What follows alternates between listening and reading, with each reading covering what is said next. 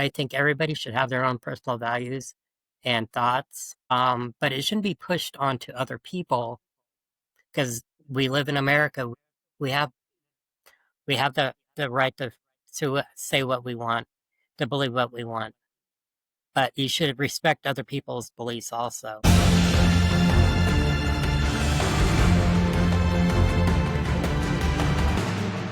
Welcome to Forged in Silence podcast, addressing issues men face, but rarely talk about. We're back again with another guest. Brian is the guy that, as soon as this podcast come out, was the guy who caught me sharing it on Facebook and decided to come out and sit with me. And when I still have the sign, it's been a while since I've been out there, but he decided to come sit and chat, and we got to know each other a little bit and still catch up every once in a while. So it's been really cool getting to know you a little bit, Ryan, and also really nice to have you on the podcast. So I totally appreciate it, man.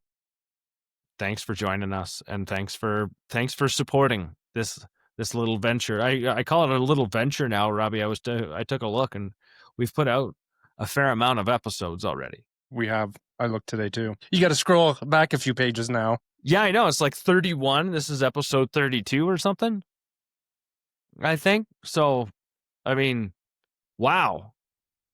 Time flies. What a feel. Time, right? Yeah. So time flies, man. Time flies. Anyways, let's get this started. Ryan, how are you really? I'm doing pretty dang good personally. I have concerns with everything that's going on in the world, as we all do, but personally, I'm on a good level. Awesome. I try to keep my head clear and do what I need to do to keep my head clear. Excellent. So, yeah. Who do you want to... Go ahead. I just want to make sure that other people are always taking care of myself. So that's always my biggest concern, is taking care of other people. Yeah, I know you, by sitting and talking to you and getting to know you a little bit, you're definitely a man with a big heart. So I appreciate that. So who are you going to lob it to, Ryan? I'm not sure. Start with you, Steve. How am I really? I just finished scarfing down a bunch of food, so I got a full belly, so there no hangerness will happen. At least if I start getting saucy on this episode, it won't be because I'm hungry. But other than that, I'm doing good. I've had a good day. I've had a pretty relaxed day. We collected a bunch of the tomatoes that we had in the garden in our front yard because it's getting near the end of the season, and we've got baskets full of them from 3 plants. They're just wild animals is what I was calling them. So we got a lot of tomatoes to deal with here coming up, and I don't know. I would say I am doing fairly well. Looking forward to this week. I got a really busy week coming up, but normally that would give me some anxiety, but I think I'm in good shape for it. So I'm looking forward to it. Robbie, how are you? Really? I'm here. Excellent. That's always good. You showed up? I showed up. Still dealing with that cold, so head is pounding still. Jumped in the shower before we started this to maybe, relieve some pressure, and it worked pretty good. So I have a full belly too, so I'm not very hungry lately, so that's odd. So I forced myself to eat. I actually picked the last 3 tomatoes on my tomato plant today. They were hiding under some leaves. And I found those little buggers down there in the bottom. So I got my last 3 tomatoes. I still have some green ones, but I don't think they're gonna make it. I got a busy week next week too. I'll do some traveling, going to Casper, Wyoming to do some work. But I'm in a decent place. I'm not in the best place mentally, but I'm good. I'm good. You've been slowly walking yourself out of not in the best place. Yeah. Ever since your father passed away, you've had a lot going on. That is for sure. So yeah, that's to say the least. I'd have to go ahead. Well, before I go to bed on Sunday nights, it's like kind of preparing myself for the next week, and a mantra is like, it's going to be a good week. Something bound to happen, but I've been figuring out how to keep on plucking away. The struggle's real, but without these struggles, I wouldn't be who I am today. So got to find some gratitude in it somehow. That's the best way to do it. I was waiting for you to say I wake up on I go to bed on Sunday saying I'm gonna have a great week, and then I wake up on Monday morning and it's a shit show. That's what I was waiting for you to say. Like I almost felt like you were loading the gun so you could say that, but you didn't. So I was happy that you have a positive attitude. You have Yeah. a positive attitude, Yeah, gotta and keep it generally positive. speaking, you do. So Yeah. that's 3 years ago, that probably wouldn't have been such a positive attitude. I didn't know you 3 years ago, so I can't say anything. You probably would have had a crap attitude. You're not the person I know now. I know that for a fact. So, because I've also had the pleasure of watching you grow. So there's that. So why we have Ryan on here, this is probably going to be one of those episodes that it's going to touch Robbie and I, because Ryan's going to talk about some things that I think Robbie and I have noticed too. And we've not often do we jump into the realm of a little bit of politics and a little bit of right and left and the crap that's going on in the world and what we're kind of doing to each other and how it's separating us, I think, as people. We have Ryan on here to talk about what it's like to be a conservative man. And I wouldn't even call you like a super conservative person. You're not ultra conservative. You just value certain things that would lean that way. Yeah. And so I know I've sat down with you and spoke with you and shared pieces of life with you. And so I know this, but you've been noticing this too, and you've got something on your heart that you sent Robbie, both Robbie and I feel you here, man. So Yeah. let's talk about it. Go. The floor is yours. Have at it. All right. I've noticed a lot being a modern conservative man that a lot of things has changed across the whole spectrum. Values have changed in family lives. Even having like a dinner with a family is now a lot harder when you have a spectrum of politics in your family. And it's just become harder to do these things with having certain values and trying to do right with your children and do right with your family and trying to keep those values straight with them also. But it's hard to say. I have so much care for everybody in this world, and it's hard to see. Does it, what I hear you saying, and I feel this way too, is there's such a divide in our country right now. It is. And if you have any, beliefs or values or anything um, on either side of the line, depending it is, you're called all these names or all these lies about you. It's all taken out of context. A lot of it is. It's a lot of social media and the news pushing certain narratives, the divide, you know, the dehumanization, what we're going through of taking anyone's values or faith, beliefs away. It hurts my feelings and it hurts me because that's what our country was brought up to be. Yeah, that's what we were founded upon, to work hard, to take care of your family, to take care of your neighbor. And it just doesn't seem like it happens anymore. Or it's so fractured, it's hard to do. Does it feel like when you stand up for what you believe in, it gets used against you? It does quite a bit. Personally, it has more often than it used to, which is, I think everybody should have their own personal values and thoughts. But it shouldn't be pushed onto other people because we live in America. We have we have the right to say what we want, to believe what we want. But you should respect other people's beliefs also. And I try to respect everybody's beliefs, and it just hurts when they sling mud onto your beliefs and it's not true. Yeah, I mean, eventually you don't want to go around defending it like a bully, because that's not right either. Yeah. That's not the way to get it. It's just not part of who you are, but that's not the way to share that message or share the values that you do have. Yes. I know you've been sharing some stuff on your own social media, and you've had some fairly negative things happen in your Yes, life because of that. And you're not an argumentative person. no, I'm not. And if I do come off argumentative, I try to bring factual information and I try to be as kind as possible with how I narrate things. As you can see with my own social media posts, I don't like to name call.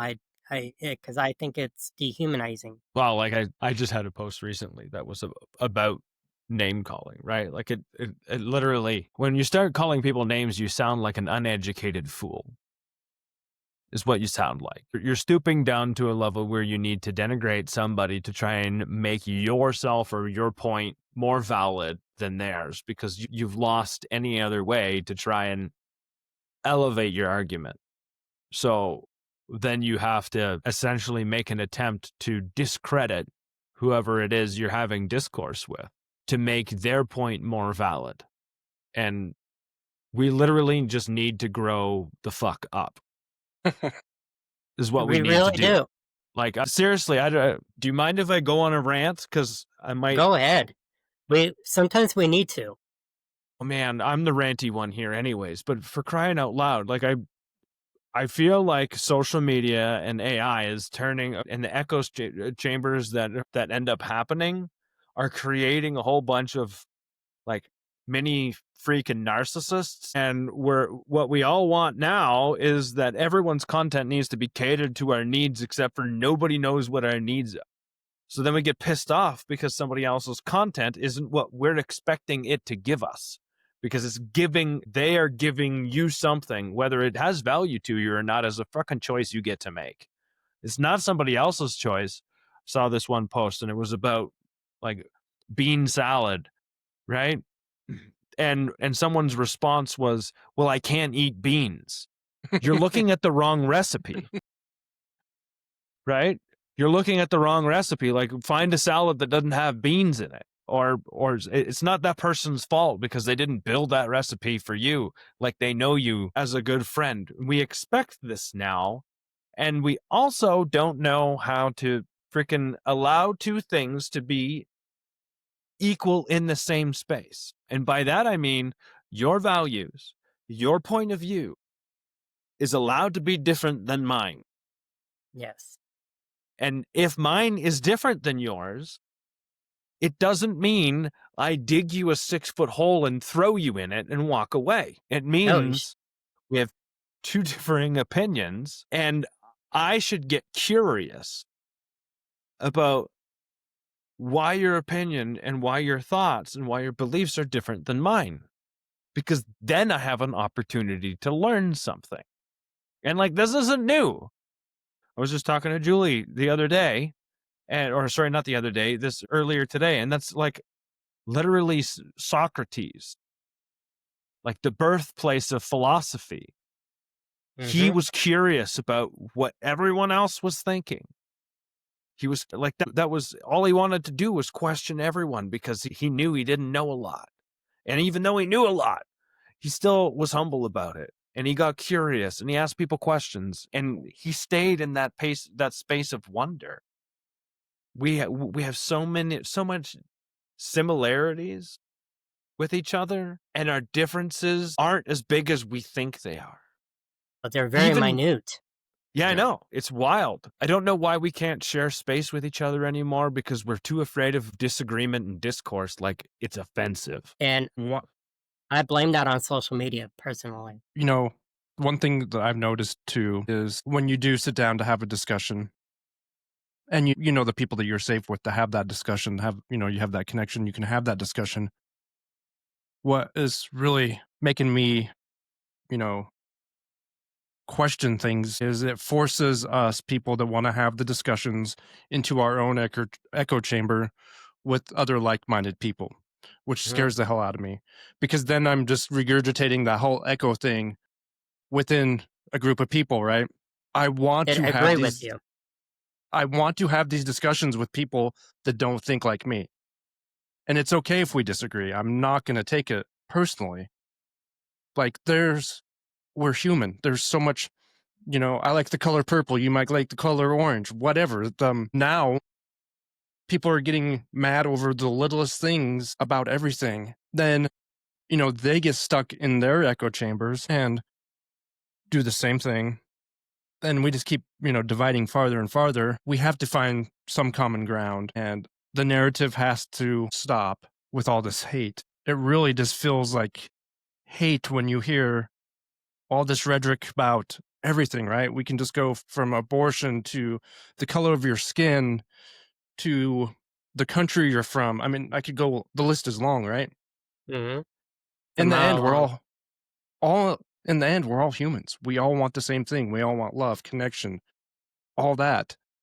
Why are we driving farther apart? It feels like at one point everyone's going to be in their little teeny silo, then everyone's going to be going batshit crazy. We will, because we'll be so disconnected. Yeah. We'll be so disconnected.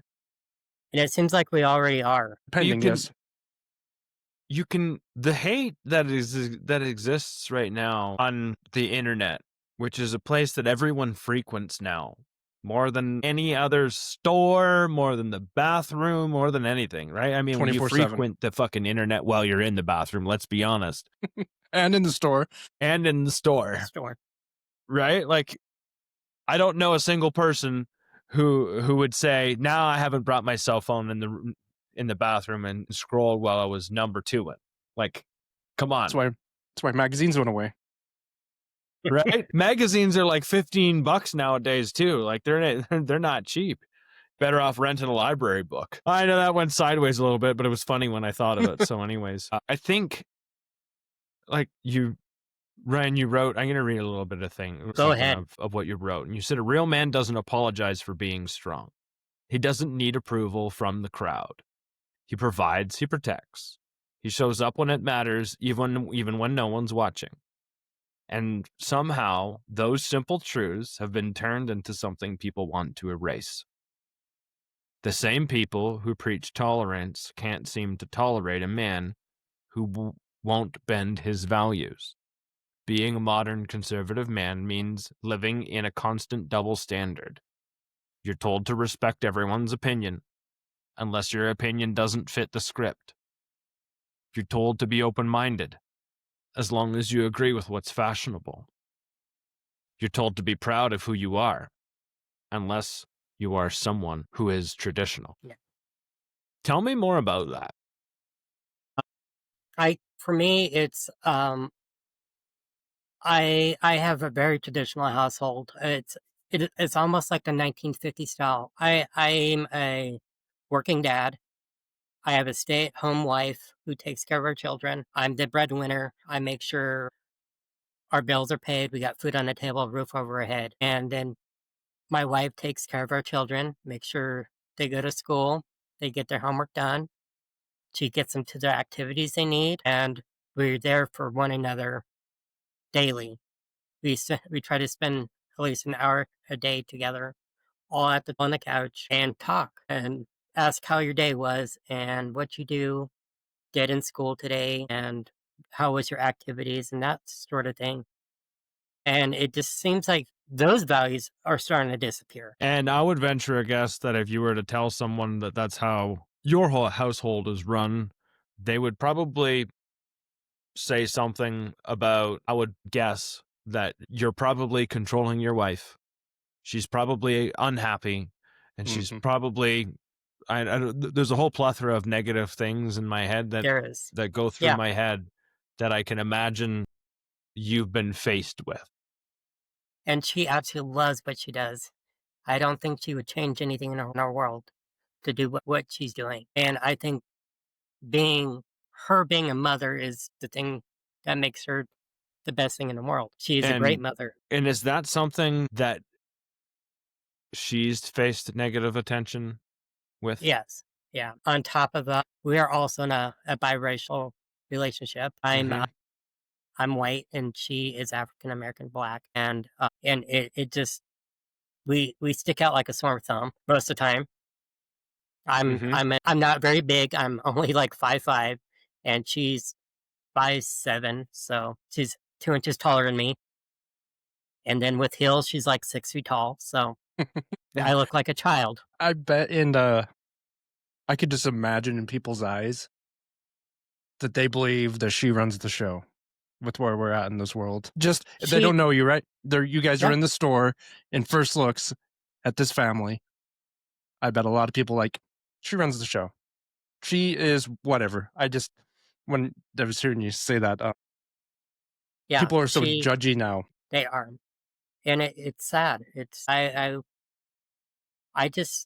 think just traditional values have just disappeared. That's my biggest concern is what happened to wanting to stay home with the children and taking care of them and making sure they get the right education that you want them to have instead of letting society raise your children. I agree. And the cost of childcare is usually if, there's the two parents are working, one salary goes to childcare. Yes. Which So that makes absolutely no sense. agree. And that was one I always fought with too with other people is and it was usually, the male was like, just stay home. If you go to work, we're gonna have to pay childcare Hmm. and it's gonna be what you make. And if you don't make enough, it's gonna take some money out of our family's pocket to pay that. If you just stay home, we'll be okay. And our kids will get raised by you and we'll be able to control everything. And a lot of times I would hear is that you're holding me down. I feel like I don't hold her back on anything she wants to do. I love her chasing her goals and dreams, all the sides hustles that she tries to do. I try to encourage it because being creative in your life is the meaning of life is to be creative.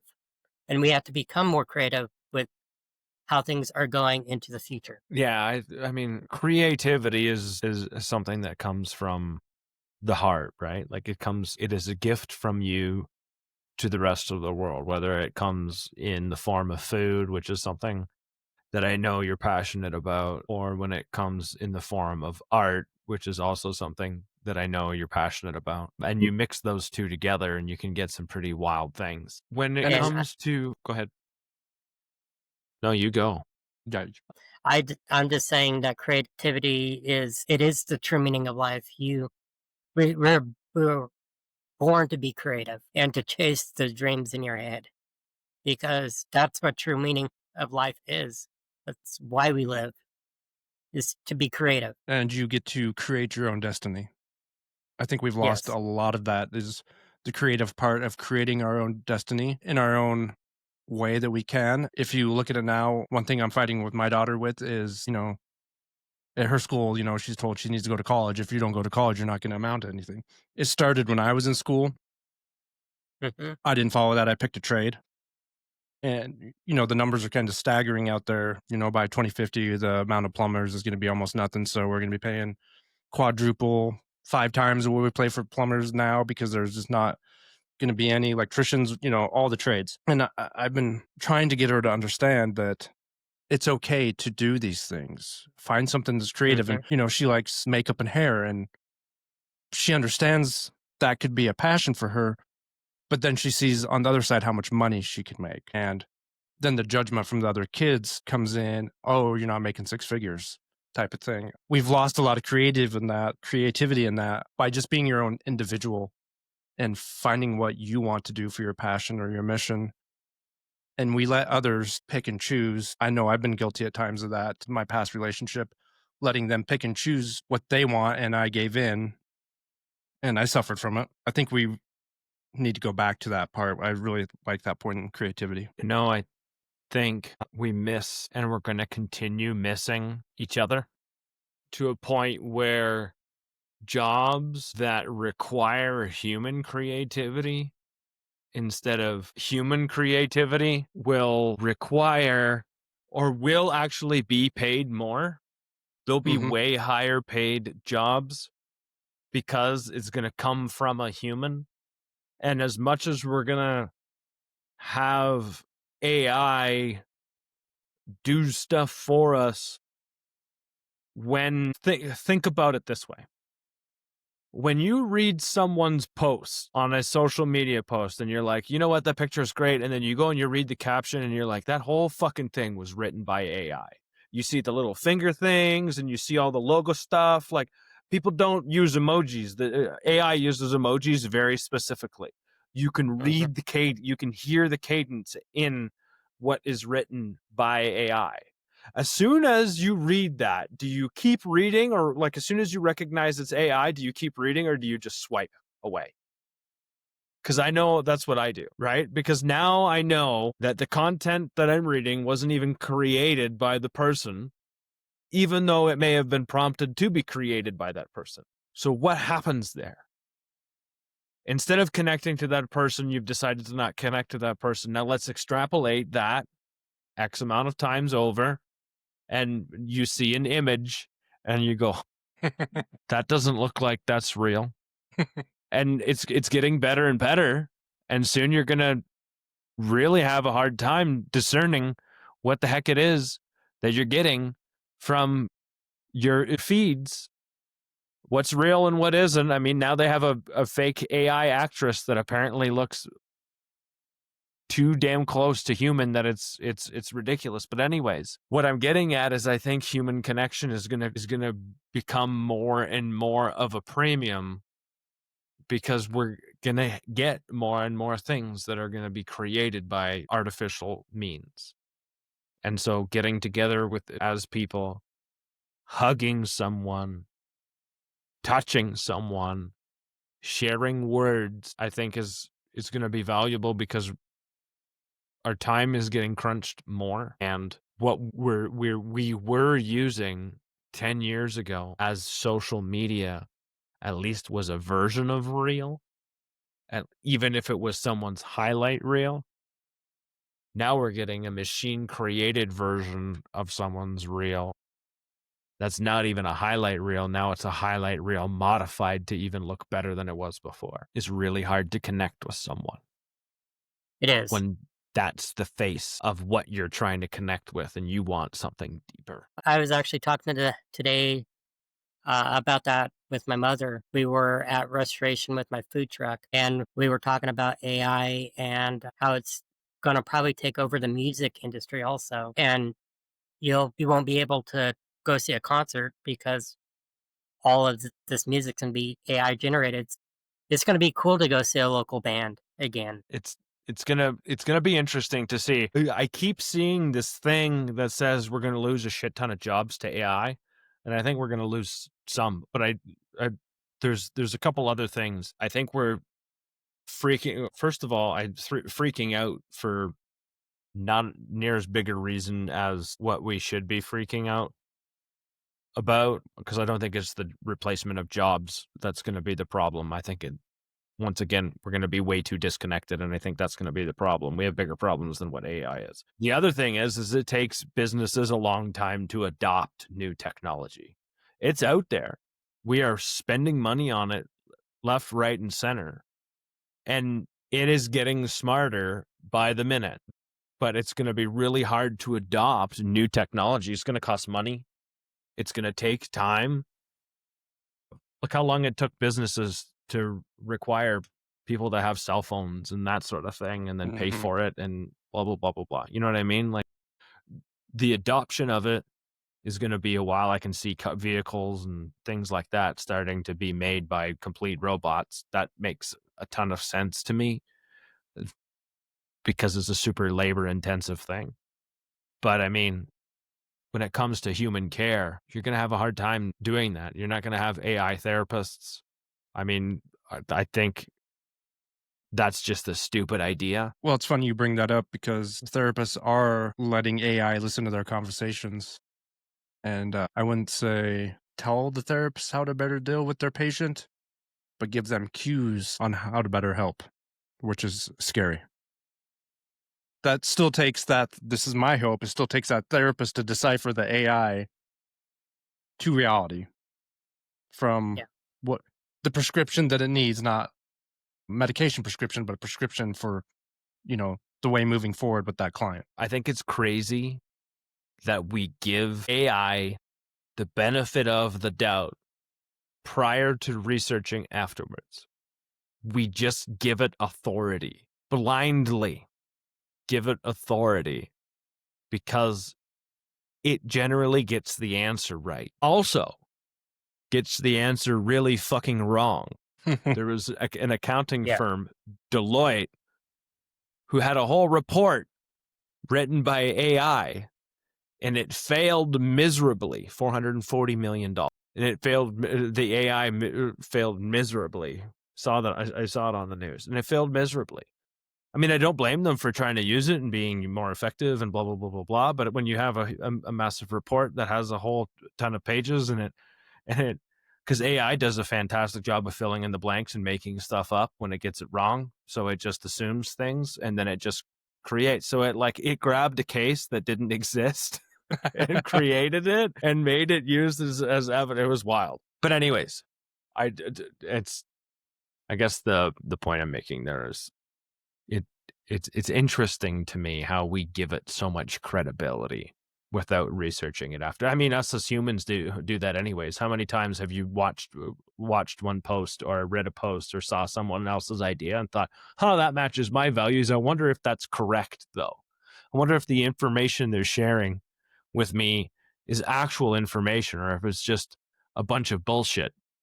And because you tell me if the stuff you see on the online nowadays, do you question whether it's actually valid or not? I question everything, personally. Mm-hmm. I think that's a smart way to go nowadays. I always say confirm and analyze, confirm, and research. I started questioning things at a very young age from the state I lived in. Growing up, religion was pushed in that state heavily, even though there was supposed to be a separation between state and religion. Didn't matter. Well, it was pushed. They snuck it in there. So at a very young age, I questioned everything, and that has done me wonders in life. And I can think about 5 years ago when we were pushed a lot of stuff that wasn't researched. I think you all know what I'm talking about. And look where we're at today. There is still people out there pushing that same narrative to other people the facts are there. The receipts are there, but they still don't believe it because of wherever they were told that. They took it to heart because that's their people. That's their thing. How could they tell me a lie? Unfortunately, it's a lot of the older generation too. Because what was wrote in the newspaper was true. And that's how they got their news. Or then, the nightly news. That was all true. We've been lied to for the beginning of time. To think that our government, our religions don't lie to us is, in my opinion, a bad way to live. That's my rant for now. What do you think on that one, Ryan? Like the religion thing, I'm not religious myself. I believe in God. I stopped going to church because church hurt me personally, me and my family, just because the lies and who they said they are. And hopefully it's recording whatever he's saying. We're going to find out in a minute. Yeah. I keep freezing up. I apologize. I keep losing connection. No one's watching live right now anyway. Okay. Oh, I didn't even think about that when that happens. We had a couple people watching for a little bit. Yeah, we did. Okay. But I see if it comes back. I think when we get talking about values and we get talking about how when we share an opinion or when we share a part of our life, it gets misconstrued just because it doesn't fit somebody else's. We almost get attacked for it. And I think this is both sides. It's both sides. I think both sides feel a lot of the same way. Like, you're just not hearing me. We got them back. We're just not. It's all good, man. It's all good. What I was talking about was when we get to the values and when we don't align or mesh. Well, I think both sides feel the same way. I think both sides feel unheard. I think so. And so we scream into the microphone louder because I need you to hear me. And then if you're not hearing me, then I'm going to scream into the microphone louder. We're just having this giant right-left argument. And until we actually sit down and say, okay, let's acknowledge the hurt, right? Let's acknowledge the hurt Let's acknowledge our disagreement. Anytime anybody has a different disagreement, we can find a common ground if we're both willing to sit and willing to be a part of the solution. And right now, no one's willing to be a part of the solution. So we get calling one side a whole bunch of names and things because we've lost the language and patience to try and see things the way we're seeing things, and then the other side feels the same way. And then there's a whole bunch of us, I think, that are stuck in the fucking middle, that we have values. Some are really traditional, like what you have, and I don't think there's anything wrong with that. I don't think there's anything wrong with having a really liberal values. No. I don't think there's wrong with either side. What I think, like, there's a common ground in the middle where I can say, like, these are my values, and I know you have your values, and these might not match up. Let's find out what it is that we can share and coexist and coexist and be a people together. Like, maybe we like the same foods. Oh, that's cool. We can find commonality in so many places. How you love on the left or the right is going to be very similar. How you share what things matter, your creativity, your being, your life force. It means something. And just because I don't agree with you or see things through the same lens, we've really got to stop screaming at each other and start taking, I call this the allergy, the accountability allergy. I think, like, a lot of the people, it seems like, especially when we start into blame, that we're missing fucking accountability. We're missing saying, yeah, I am a part of this problem too. We're not humble anymore. There's a lot of things that we're missing. And there's people out there that are all of these things too. And they're the ones that are probably the most frustrated, because I think we feel torn on both sides, because you can see the pain and you can see the hurt. And this is why you're here, Ryan. Like, you're seeing and feeling the pain for having and experiencing something or doing life the way you see fit for you. Just because it doesn't match Sally's down the road or Don's over there doesn't mean you're doing it wrong. It means you're just doing it different, just like they're doing it different. They see it differently. And I respect them. I want it to be like it was in the 90s, where we could all have a conversation again, sitting in a park. Mm-hmm. Do you want to hear a wild statistic? Yeah. We hang out with each other 20 hours less than we did in the 90s. As in, back in the 90s, back in the early 2000s, statistics show that we had about 30 hours of human connection outside of work with each other, our neighbors, and that sort of thing. Right now, we're at 10 per month. Per month? Yes. Per month. 30 hours, that's like an average of 1 hour a day. If that, right? Right. We're now at 15 minutes. Yeah. A third of that, 20 minutes instead of an hour a day. Think about that for a second. Scary. And I'm thinking, is that all? Social media has to do a lot with it. But my other thought is that, are we so divided that none of us can find a common ground with each other anymore? I wish we could find common ground. I don't think we're so divided we can't be. I think Sorry, there's my still computer hope. keeps. I think you're all good. It's all good. It's recording. Yeah. All right. I mean, I still hold out hope. I still believe in humanity. I think something drastic is going to have to happen for us to wake up and decide that we're going to be on the same side again. Mm-hmm. I think that's just how that's going to go. And I hope it doesn't have to happen that way. I hope there's people in the middle that can turn around and say, hey, like, let's just love each other and live that. And I am one of those we can people all actually try in the and do our middle. part. Yep. I bet the percentage is overwhelmingly in the middle. Yeah, you just want all of the bullshit to stop. Yep.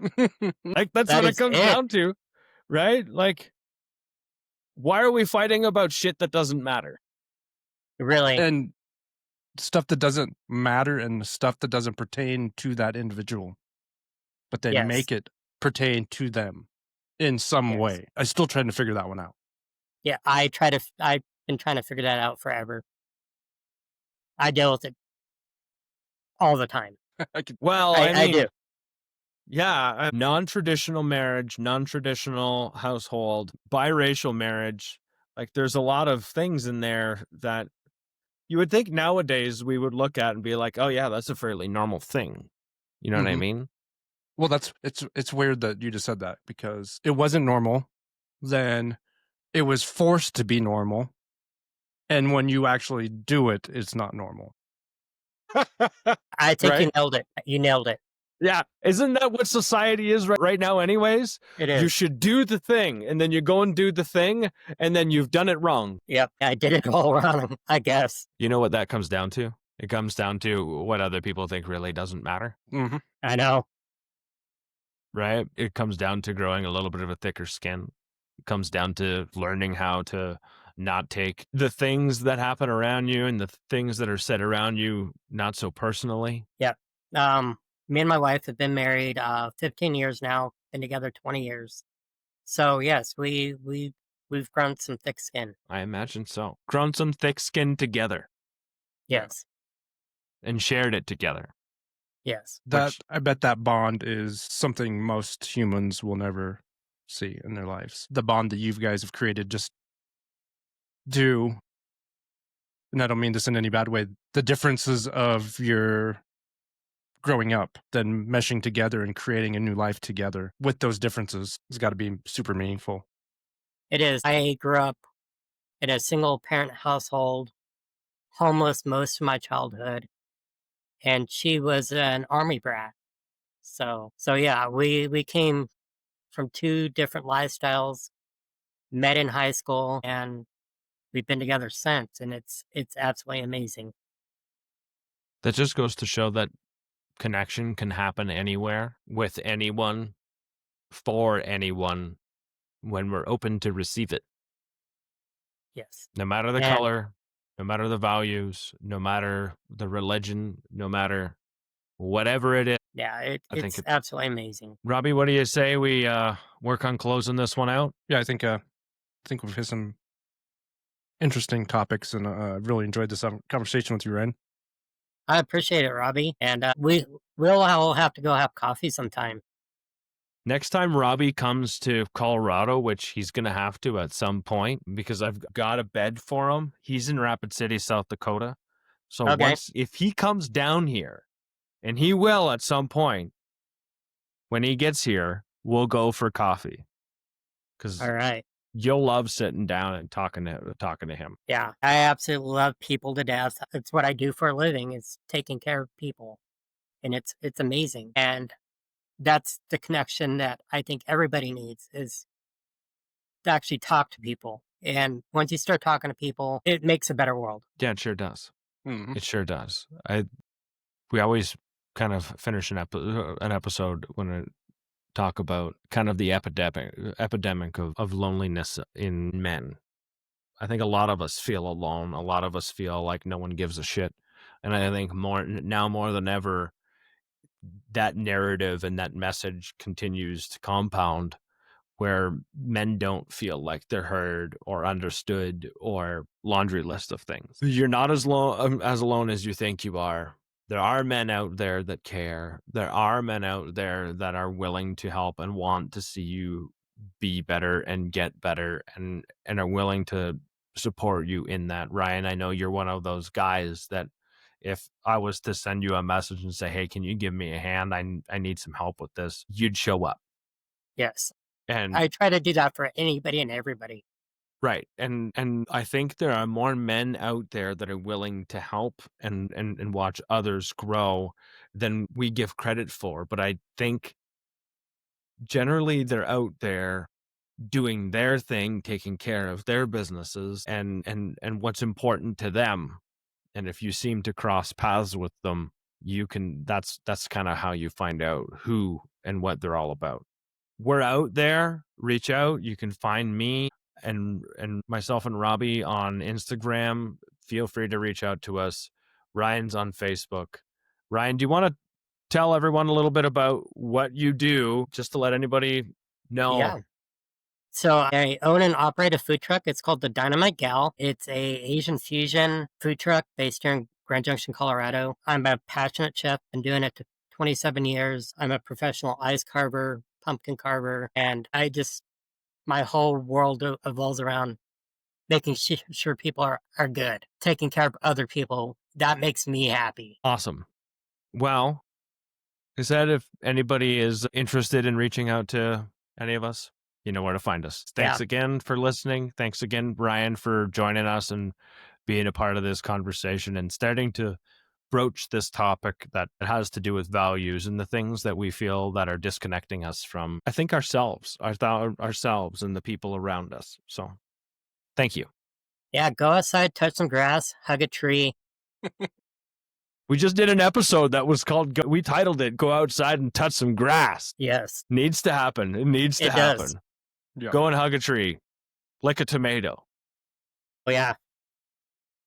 I have a Pick full a mushroom. pumpkin Don't patch, eat it, so. though. Yeah, I We'll got see a you full guys all pumpkin on the next- patch, so. Do you? Yeah. Man, are you going to post some pictures of the pumpkins that you carve? Yeah, I will. Excellent. I'll share them with you, Robbie. I'll make you All right. guys a pumpkin. That would be amazing. I'll do your guys' logo for you, and Yeah, that would be cool. yeah, I'll do a logo for you guys. A forged in silence pumpkin. I want Yeah. one. All right. And I'll bring it over to you. Okay. Thanks again.